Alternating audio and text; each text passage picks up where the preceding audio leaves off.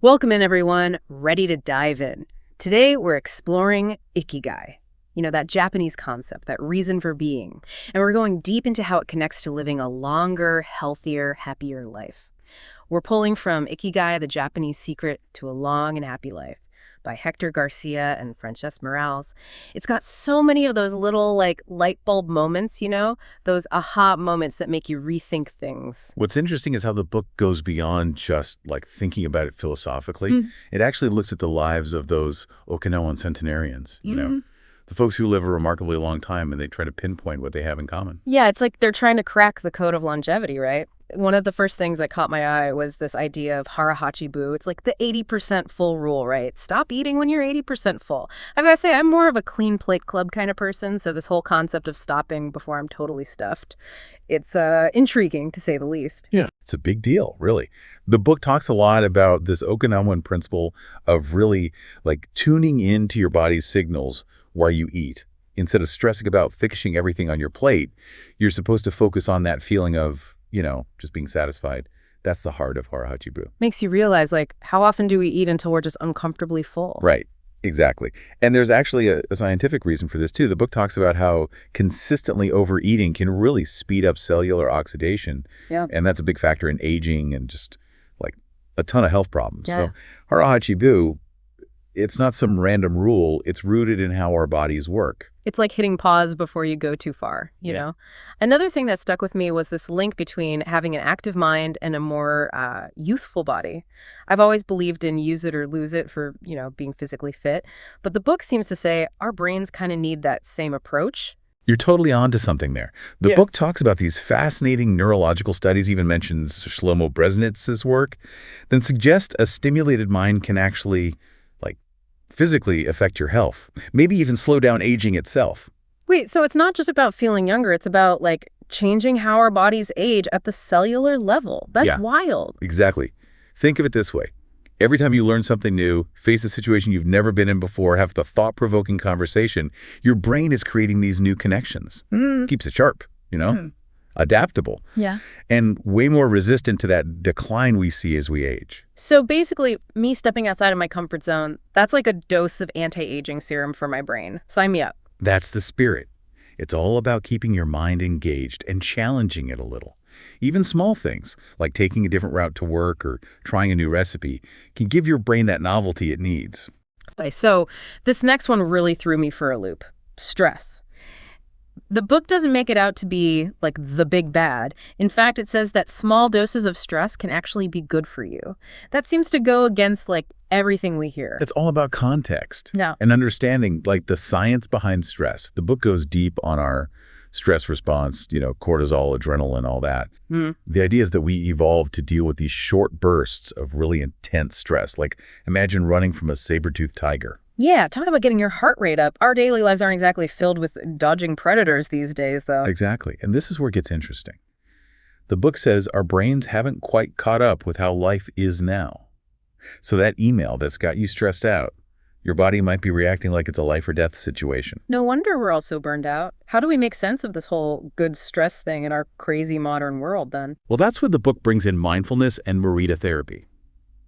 They're presented as tools for handling all this stress and finding a sense of purpose in it all. Morita therapy especially, it has a really interesting approach. Okay, I'm curious. How is Morita therapy different from, say, more a traditional Western therapy? It's like a total flip, A lot of Western therapy is all about digging into your emotions and trying to control them. But Morita therapy, it's about accepting those feelings. Instead of getting stuck on why we feel a certain way, it's more about taking action and changing what we do. So instead of overthinking that anxiety, it's more about just saying, okay, it's there and moving on. Exactly. The book actually uses this really cool quote from Thich Nhat Hanh. It says, to greet your difficult emotions like an old friend. Don't push them away, but don't let them take over either. It's about seeing them without, judging them. Wow, that's a powerful way to look at it. We often try to run from those feelings or just bottle them up, instead of just letting them be. Totally. And that actually connects really well with resilience, which we'll get to in a bit. But before we jump into that, let's switch gears for a sec and talk about flow state.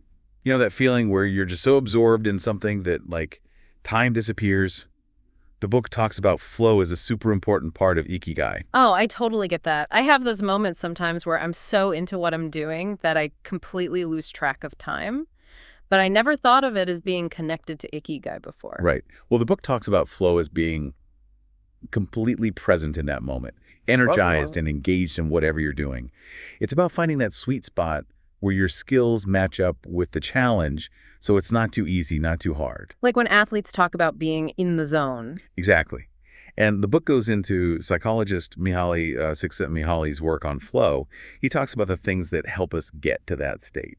Having a clear goal is one that really stood out to me. You got to know what you're working towards and why it matters to you. Yeah, that makes sense.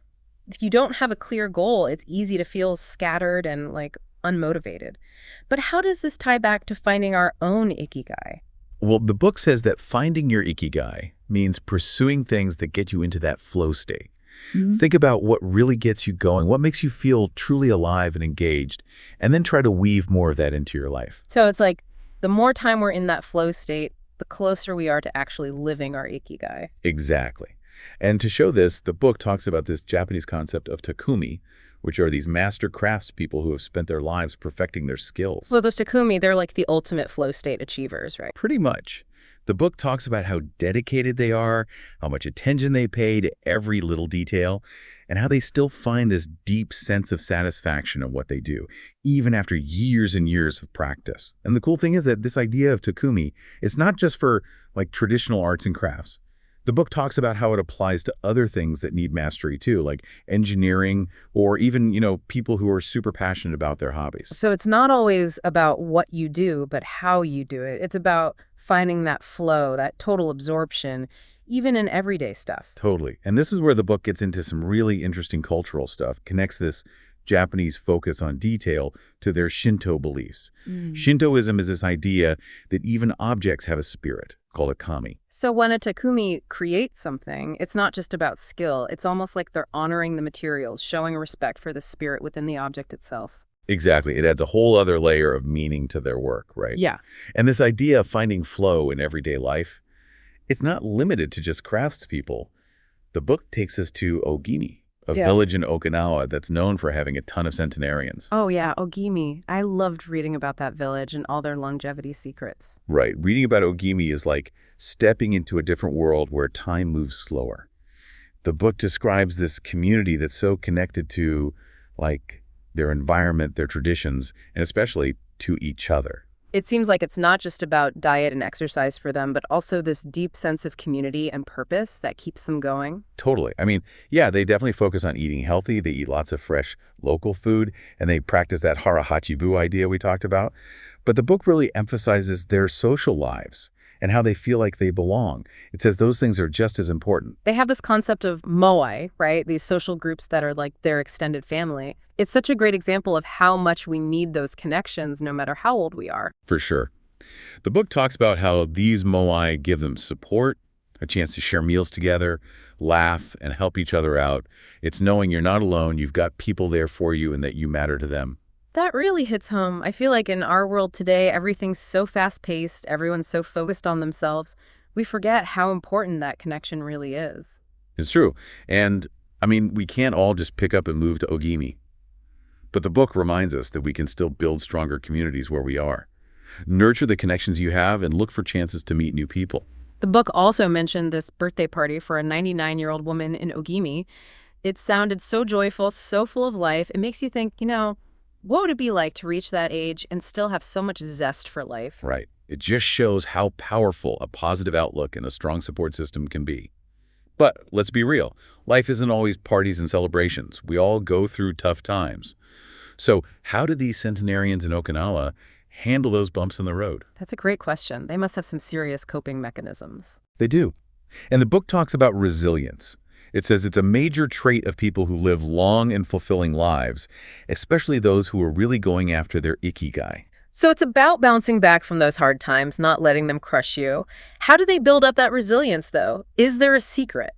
Well, the book talks about this really interesting mix of Buddhist and Stoic philosophies that form the base of how they approach resilience. It's about accepting what you can't change, focusing on what you can, and learning to deal with tough emotions in a healthy way. It's like that saying, right? Life doesn't happen to you, it happens for you. But it's like they actually live that, not just say it. Totally. And one of the tools they talk about in the book is, get this, negative visualization. Hold on, negative. That seems kind of opposite to the whole think positive thing, doesn't it? It does, right?